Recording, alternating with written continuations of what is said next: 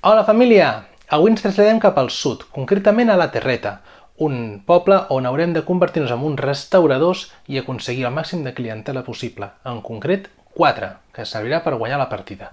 Estic parlant de Sangonera, un joc que ens ha fet en Joan Marc Luflén i dues tasses, il·lustrat per en Fernando Sala Soler. Un joc de cartes d'uns 15 minuts de duració, recomanat a partir de 8 anys i que hi poden jugar de 2 a 6 persones.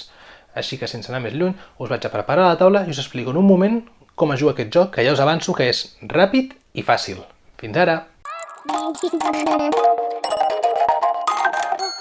Per jugar una partida sangonera, separarem per una banda la carta del tio Sangonera, els clients habituals, els clients a pas i la resta de cartes amb una pila.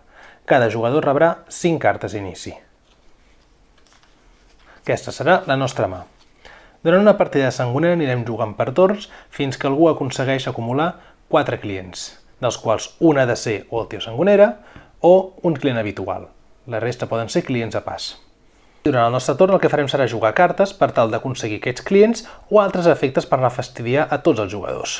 Per exemple, en el meu torn podré jugar una carta de gamba i una carta de torró de Xixona que sumen 12 de puntuació i em permeten agafar un client de pas, que me'l posaré a la meva zona indicant que ja l'he aconseguit. Les cartes utilitzades se'n van a una pila de descartades. La resta de cartes que tinc a la mà també les podria jugar, per exemple aquí, un ganivet que el que ens fa és que tots els jugadors menys jo descartaríem 2 cartes a la mà. Tothom descarta aquí a la zona de descartades. I així successivament fins que el nostre torn acabi. Un cop el nostre torn acaba, robarem una carta de la pila central que li incorporem a la nostra mà de cara al següent torn.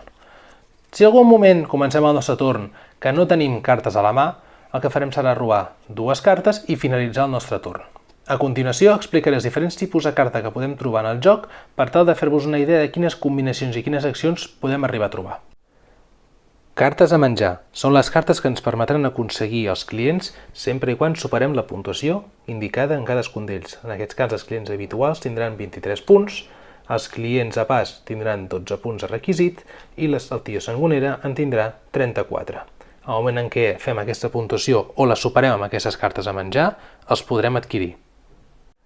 Cartes de multiplicador. Serveixen perquè les cartes que tenim a la nostra mà es multipliquin per 2 o per 3 respectivament, i així aconseguim amb facilitat les cartes de clients. Cartes d'acció, cadascuna amb el seu text autoexplicatiu a la part inferior. Són cartes que serveixen per robar altres cartes, per fer descartar els oponents, per intercanviar o robar diferents clients, un munt d'accions i habilitats que faran que el joc tingui un sentit una miqueta més caòtic i divertit per tots els jugadors. I ja per acabar, només indicar que en partides per 2 jugadors, les cartes amb aquest símbol s'hauran de retirar i en lloc d'aconseguir 4 clients s'hauran d'aconseguir 5, dels quals 2 almenys hauran de ser el tio Sangonera o client habitual.